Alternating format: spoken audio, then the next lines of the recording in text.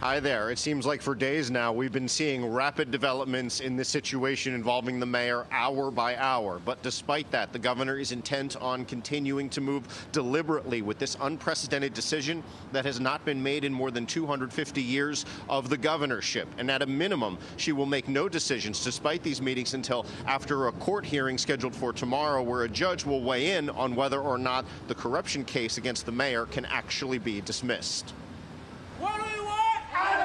This protest was just the beginning of a parade of people in and out of Governor Kathy Hochul's office Tuesday. She was convening top leaders from around the city to determine if she should use her unprecedented power to remove Mayor Eric Adams, something no other governor has done before. Among the first to meet with the governor was the Reverend Al Sharpton. He spoke following the meeting, praising her careful deliberations. My feeling is that the faith of the city people have been shaken, and there needs to be a resolve, but at the same time we must protect the law and not establish a precedent that could come back to haunt us. Sharpton highlighted what he called a clear double standard, with President Trump fully pardoning January 6th supporters who attacked the Capitol, but leaving alive the possibility of bringing back the case against Mayor Adams. Governor Hochul is essentially deciding if Mayor Adams is now too beholden to President Trump for the dismissal of his case to properly put the interests of New Yorkers first.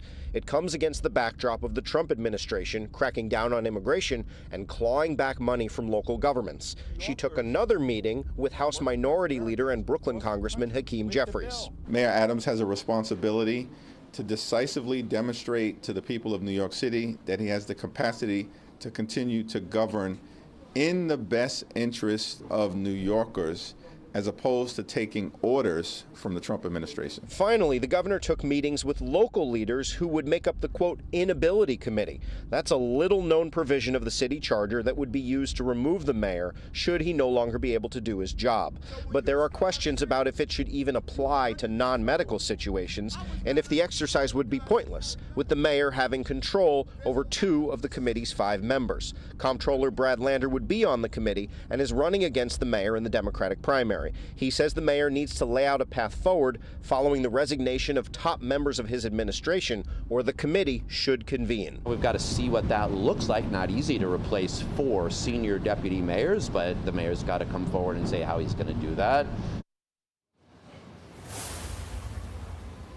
The mayor did not take any questions today. He was really only seen at one media availability, the one related to that police officer who was shot, which I know we're staying on top of as well. But he did have that fiery speech yesterday, you'll recall, where he said he was nobody's puppet and pushed back against many of these notions you're hearing from his political opponents today.